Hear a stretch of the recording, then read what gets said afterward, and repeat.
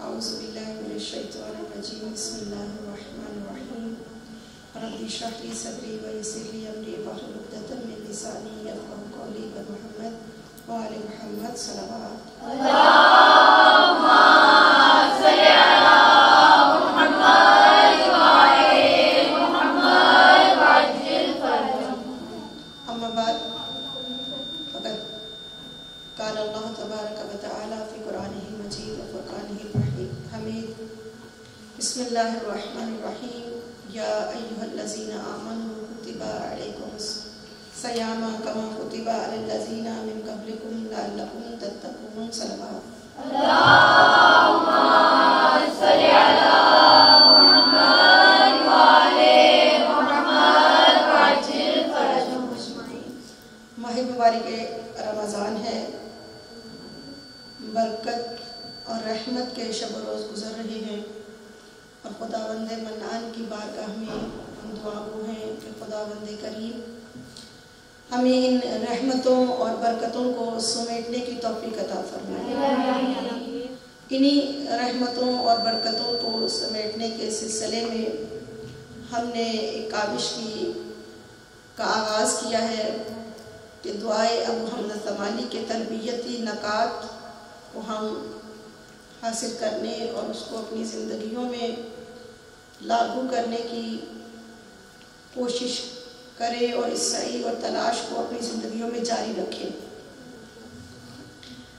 دعائے ابو حمزہ ثمالی جیسے کہ ذکر ہو چکا ہے کہ وہ دعا ہے کہ جس کی ماہ مبارک رمضان میں ایک خاص اہمیت ہے، خاص ارزش ہے، اور امام سجاد علیہ السلام جو ہے ماہ مبارک رمضان کی سحر کے وقت یا رات کے وقت اس کی تلاوت جو ہے وہ فرمایا کرتے تھے، اور کثرت سے اس دعا کو امام سے ذکر کیا گیا ہے، یعنی ایسا نہیں ہے کہ ایک یا دو مرتبہ امام علیہ السلام جو ہے اس دعا کی تلاوت فرمایا کرتے تھے۔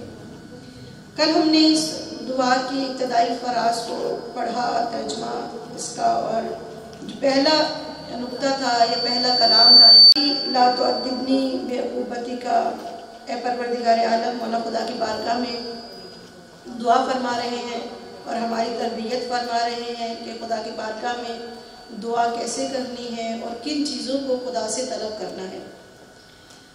سب سے پہلے ہم نے ذکر کیا کہ یہ دعا اپنے اوج سے اور اوج بندگی سے اس کی ابتدا ہو رہی ہے۔ امام فرما رہے ہیں میرے پروردگار عالم لا تعذبنی بعقوبتک، کہ مجھے اپنی عقوبت کے ذریعے سے، اپنے عقاب کے ذریعے سے، اپنے عذاب کے ذریعے سے سرزرش نہ کرنا، مجھے ادب نہ سکھانا اپنی عقوبت کے ذریعے سے۔ اے میرے پروردگار عالم، میں ادب سیکھنا چاہتا ہوں، مجھے ادب سکھا، لیکن میں اس مقام تک نہ آؤں، اس جگہ تک نہ پہنچ جاؤں کہ تیرے لطف و کرم کے ذریعے سے تو جو مجھے تذکر دے رہا ہے اس کی طرف توجہ نہ کروں، اس کی پرواہ نہ کروں، اور مقام اور منزل یہ آ جائے کہ تو اپنی عقوبت کے ذریعے سے مجھے ہدایت دے اور مجھے ادب سکھائے۔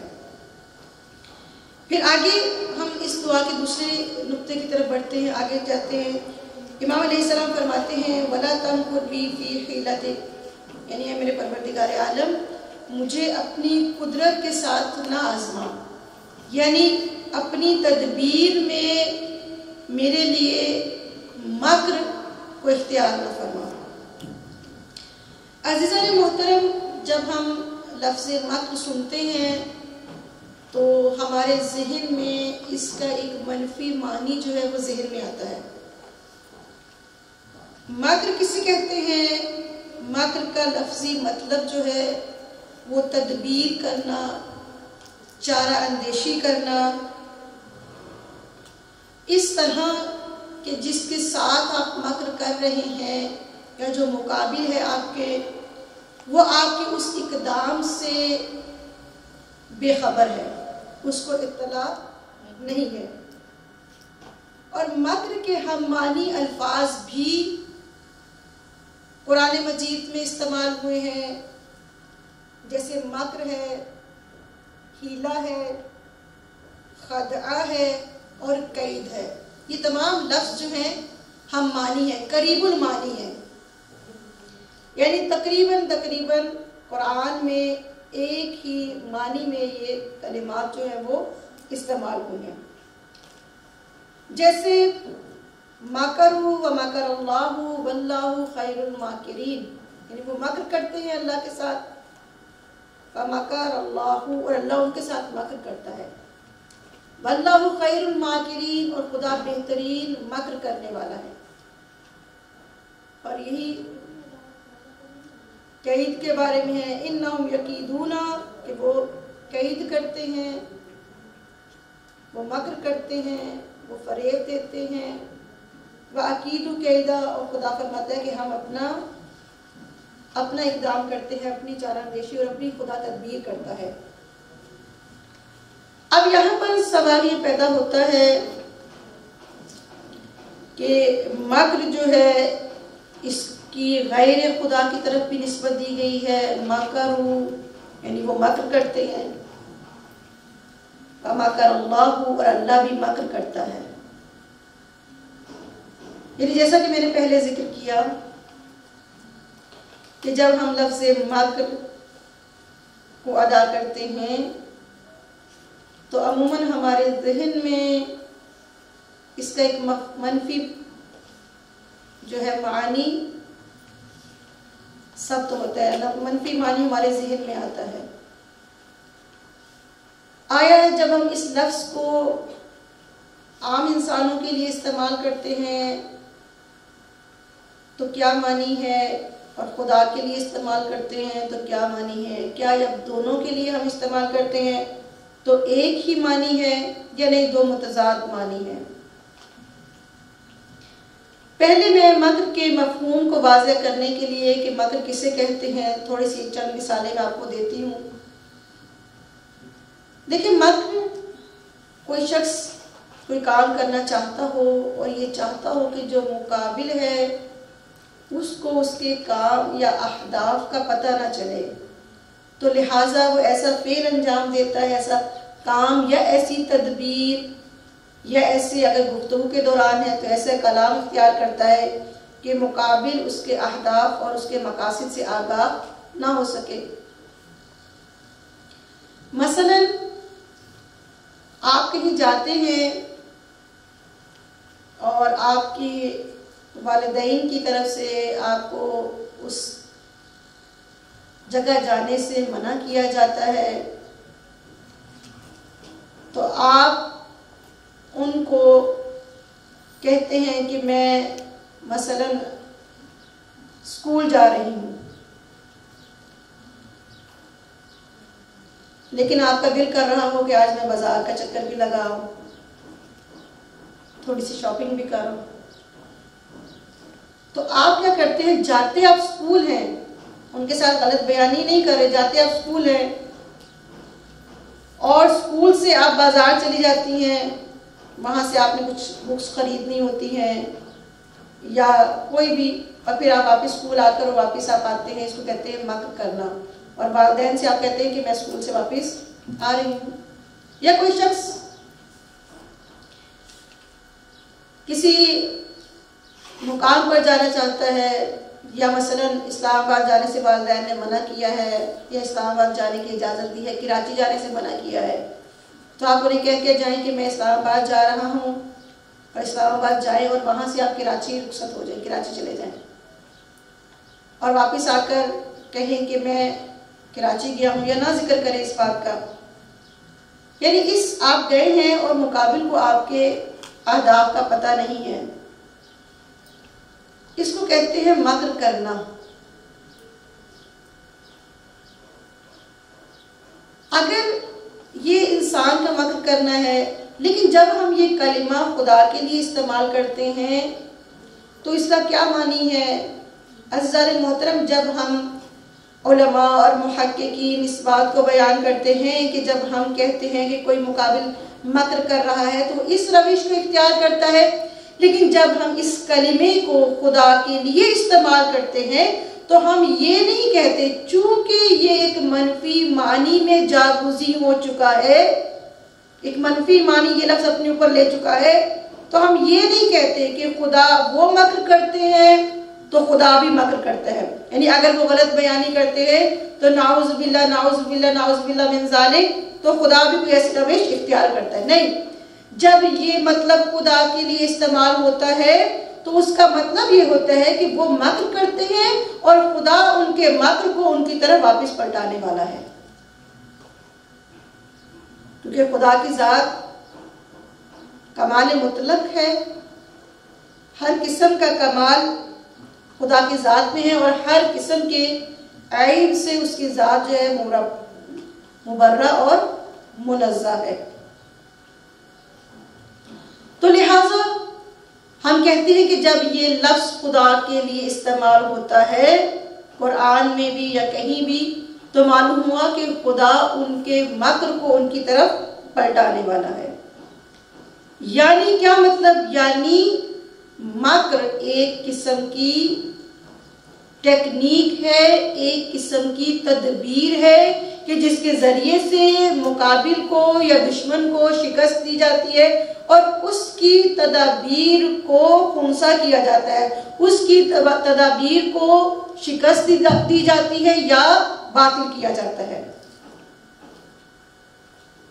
جیسے کہا جاتا ہے الحرب خدعۃ، یعنی جنگ ایک قسم کی ٹیکنیک ہے۔ آپ کس قسم کا نقشہ بناتے ہیں کہ جس سے دشمن کو شکست ہو، یعنی کیا مطلب؟ یعنی آپ کس قسم کی تدبیر اختیار کرتے ہیں کہ جس سے مقابل کو شکست ہو جائے۔ تو اسی طرح مکر جو ہے ایک قسم کی ٹیکنیک اور تدبیر ہے، جب یہ مانیے خدا کی ذات کے لیے استعمال ہو کہ جس کے ذریعے سے باطل کو اور شیطانی قوتوں کو شکست حاصل ہو، اور دشمن یعنی جنگی ٹیکنیک آپ کی ایسی ہو کہ دشمن آپ کی اس ٹیکنیک سے، آپ کی اس تدبیر سے کیا ہے؟ بے خبر ہو۔ اب مکر الہی، تدبیر الہی، قرآن میں اس کی مثالیں کیا ہیں؟ مطلب کو مزید واضح کرنے کے لیے حضرت یوسف کی مثال آپ نے قرآن میں پڑھی ہے، ترجمہ پڑھتے ہیں ماشاءاللہ، تفسیر پڑھتے ہیں آپ لوگ۔ لیکن خدا کا مکر کیا ہے؟ خدا کی تدبیر کیا ہے؟ خدا کی ٹیکنیک کیا ہے؟ خدا بہترین طریقے سے، احسن طریقے سے اپنے اولیاء، اپنے اوصیاء، اپنے پیغمبروں، نبیوں اور ائمہ علیہم السلام کی کمک کرتا ہے، مومنین کی، شہداء کی، صالحین کی کمک کرتا ہے، مدد کرتا ہے بہترین تدبیر کے ذریعے سے۔ وہ بہترین تدبیر کیسے ہوتی ہے؟ مثال حضرت یوسف۔ عزیزان محترم، آپ کے علم میں ہے کہ حضرت یوسف علیہ السلام ایک نبی کے، پیغمبر کے بیٹے تھے،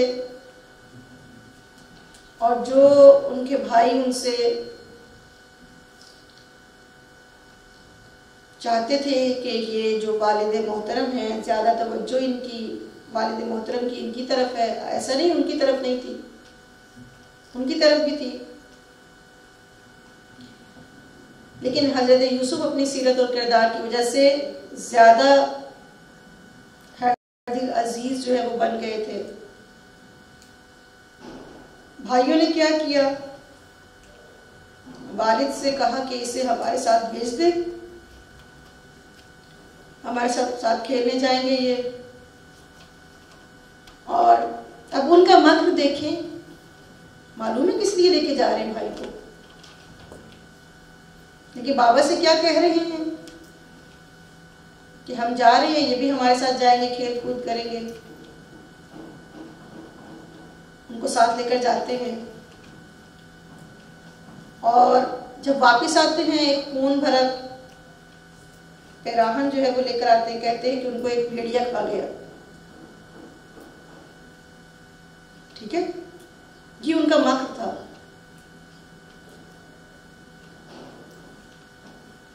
یہ ان کی تدبیر تھی، یہ انسانوں کی تدبیر ہے۔ اب خدا کی تدبیر کیا ہوئی؟ انہوں نے اس کو کنویں میں پھینکا، وہاں سے ایک قافلے والوں نے، کارواں والوں نے ان کو وہاں سے رہائی دلائی، حقیقت میں تو خدا نے دلائی. اور اس کے بعد جناب یوسف جو ہے بازار میں ارزاں جو ہے فروخت ہوئے، بیچے گئے،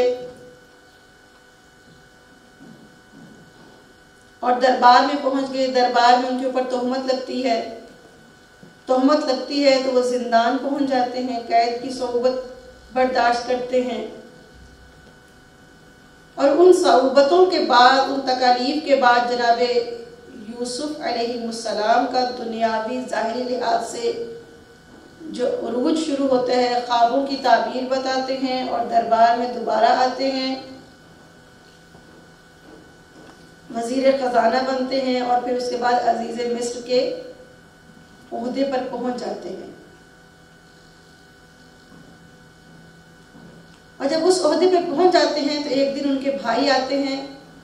اب وہ اپنے بھائیوں کو دیکھ کر ان کو دیکھتے ہیں اور ان کے بھائی ان کو پہچان نہیں سکتے.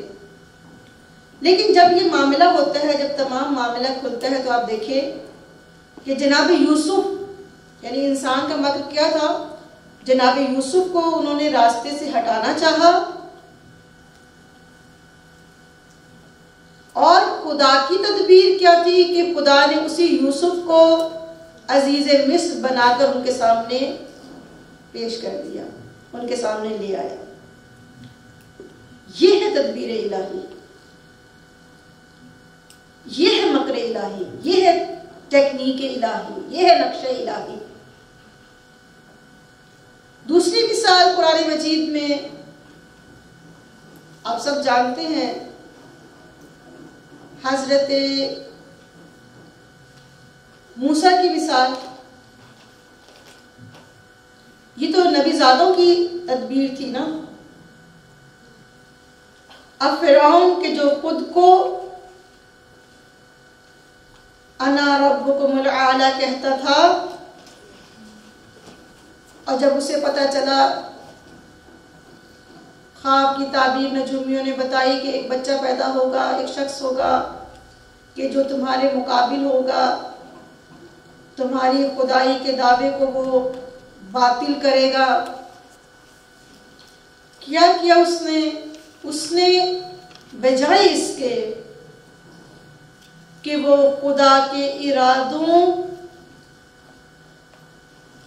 اور خدا کا جو کام تھا، خدا کا جو حکم تھا، اس کے سامنے سر تسلیم خم کر کے اپنی روش کو درست کر لیتا کہ میں اگر ظالم ہوں، میں ان کا پروردگار نہیں ہوں، لیکن میں خود کو ان کا پروردگار عالم کہتا ہوں.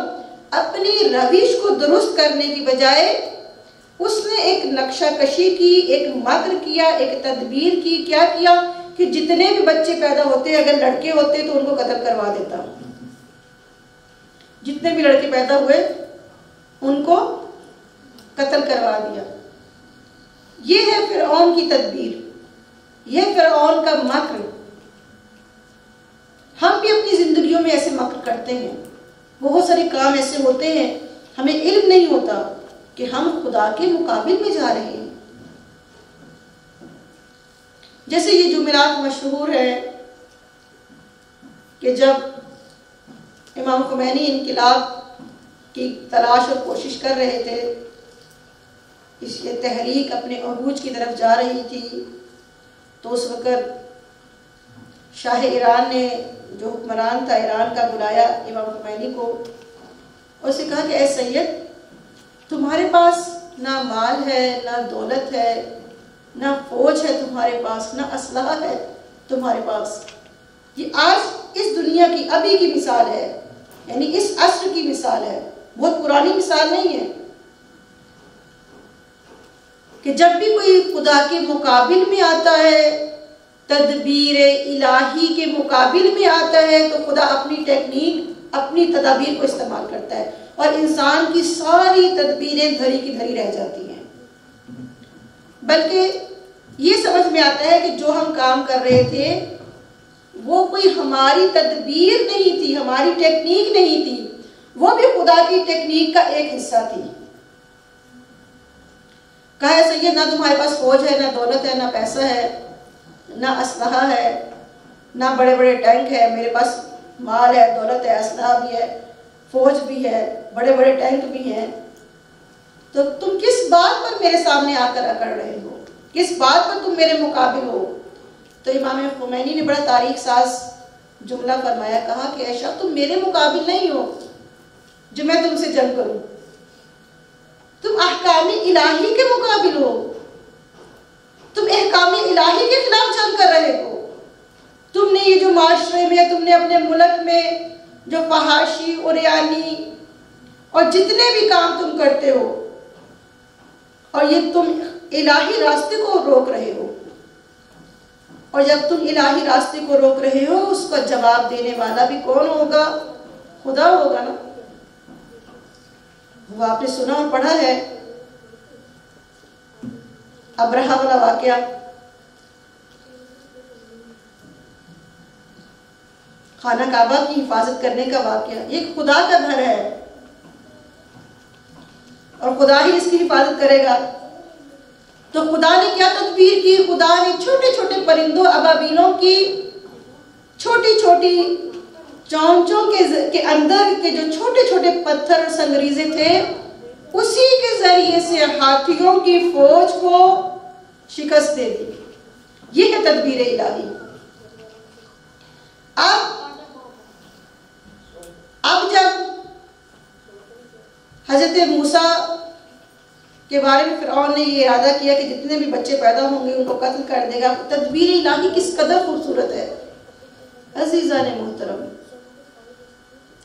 کبھی بھی کوشش نہ کریں کہ خدا کی تدبیر کے مقابل میں آئیں۔ خدا کی تدبیر کے مقابل آنا نابودی ہے۔ سارے بچوں کو قتل کروا دیا، ایک بچہ پیدا ہوا کہ جس کو وہ خود گود لے لیتا ہے، خود اس کا محافظ بن جاتا ہے، خود اس کا نگہبان بن جاتا ہے۔ یہ تدبیر الہی ہے کہ جہاں سارے بچوں کو وہ قتل کروا رہا تھا، اس خوف سے، اس ڈر سے کہ کہیں میری حکومت کو نہ للکارے، کہیں میری معبود ہونے کو، کہیں میرے خدا ہونے کو مجھے شکست نہ دے دے۔ اور تدبیر الہی کیا ہوئی کہ جو شکست دینے والا بچہ ہے اسے ہی اپنی آغوش میں لے لیتا ہے، اسی کا محافظ بن جاتا ہے، اسی کا نگہبان بن جاتا ہے، اسی کا پرورش کرنے والا بن جاتا ہے، اسی کو زندگی کے بہترین امکانات فراہم کرنے والا ہو جاتا ہے۔ ایسا کہ نہیں؟ اگر وہ بچہ عام گھر میں کہیں پیدا ہوتا تو شاید وہ امکانات حضرت موسیٰ کے پاس نہ ہوتے۔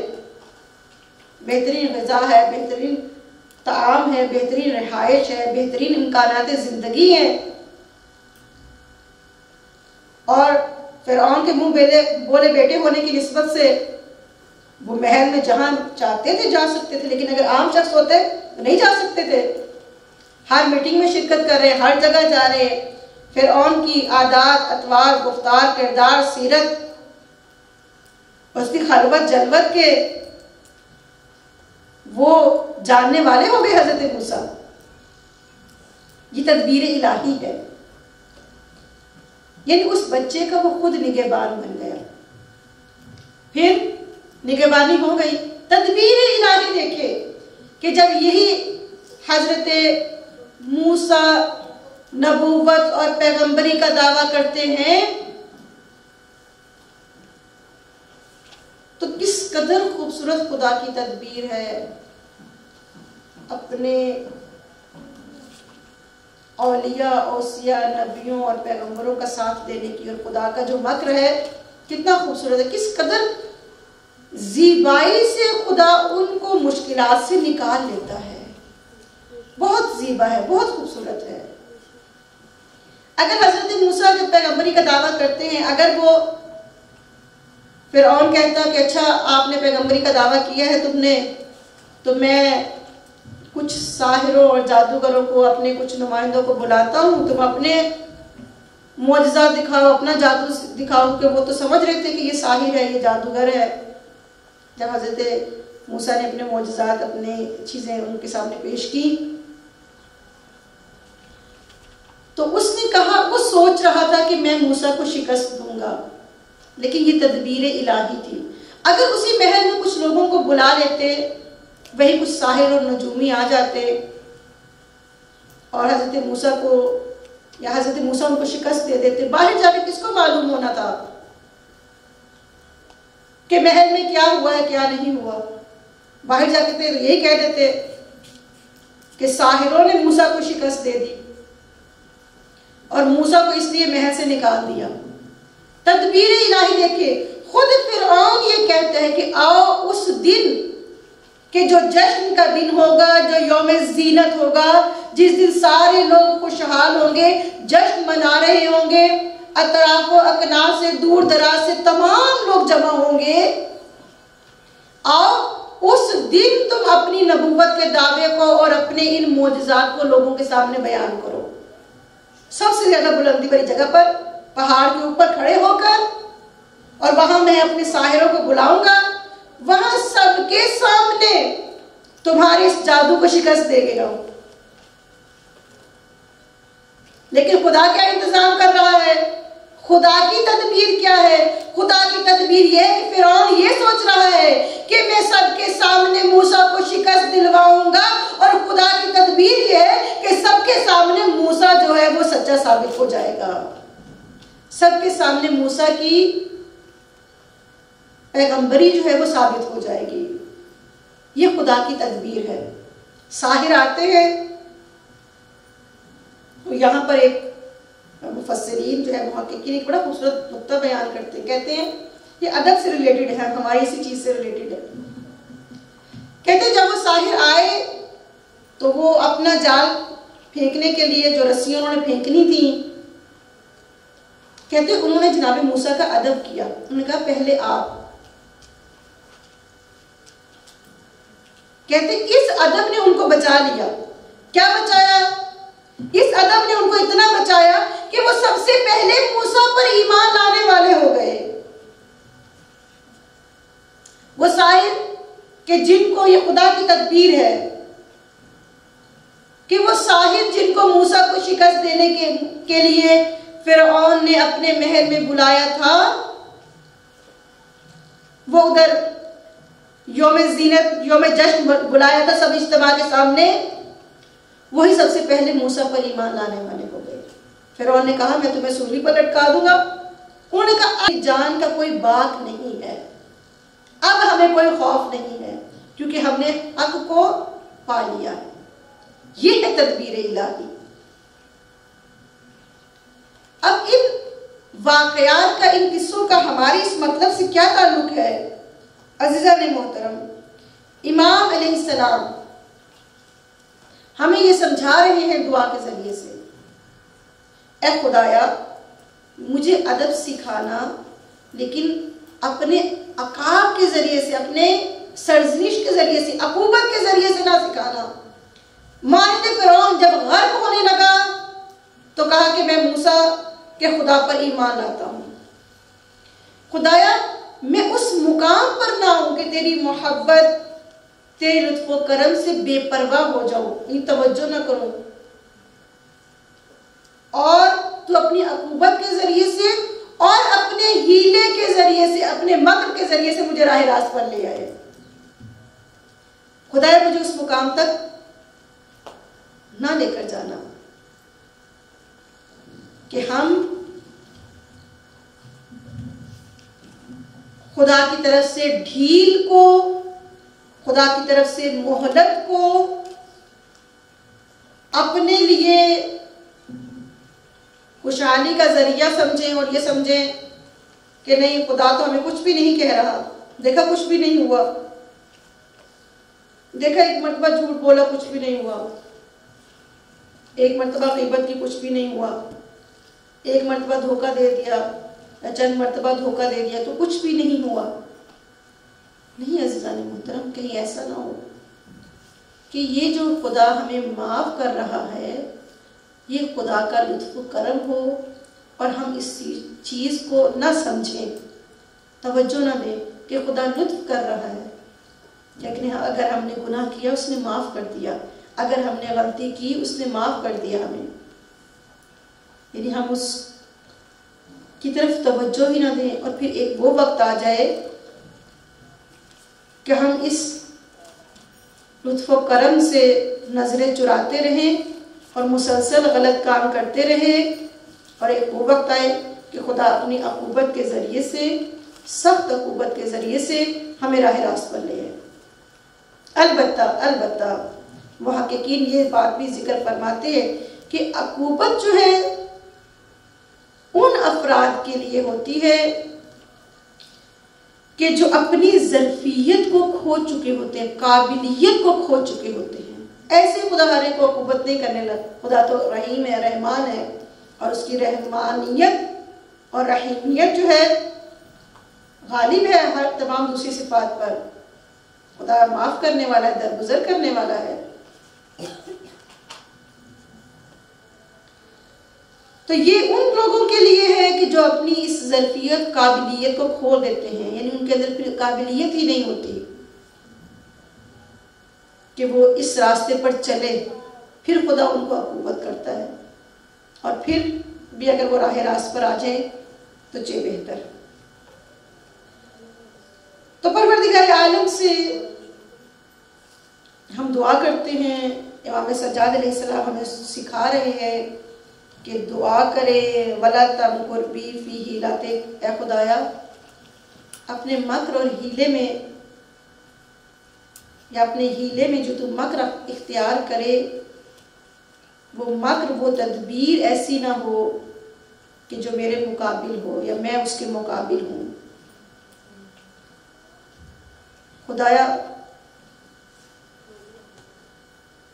تو اپنی طاقت کے ذریعے سے مجھے نہ آزمانا۔ اگر تو کوئی مکر اختیار کرتا ہے، تو کوئی مہلت دیتا ہے مجھے، تو میں تیری اس طاقت اور تیرے اس مکر کا مقابلہ نہیں کر سکتا۔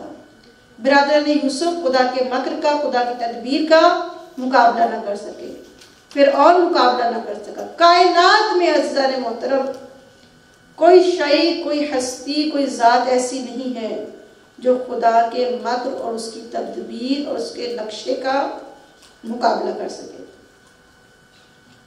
پروردگار عالم سے دعا گو ہیں کہ خداوند رحمان اور رحیم ہمیں ایسے افراد میں سے قرار نہ دے کہ جو خدا کی تدابیر کے مقابل ہوں، اور خداوند متعال ہمارے گناہان کبیرہ سے اور گناہان صغیرہ سے درگزر فرمائے، ہمارے گزشتگان کی مغفرت فرمائے۔ ادارے کے ساتھ جو تعاون کرنے والے اس دنیا سے جا چکے ہیں، ان کی قبروں کو جنت کے باغوں میں سے باغ بنا دے، ہمیں اہل بیت کی شفاعت نصیب فرما دے۔ اے میرے پاک پروردگار عالم، امام زمانہ کے ظہور میں تعجیل فرمانا، اور ہماری گناہگار آنکھوں کو مولا کی زیارت نصیب فرمانا۔ ساقی کوثر کے ہاتھوں جام کوثر پینا نصیب فرمانا۔ اس رحمت کے مہینے میں ہماری ان دعاؤں پہ مستجابت کی مہر لگا۔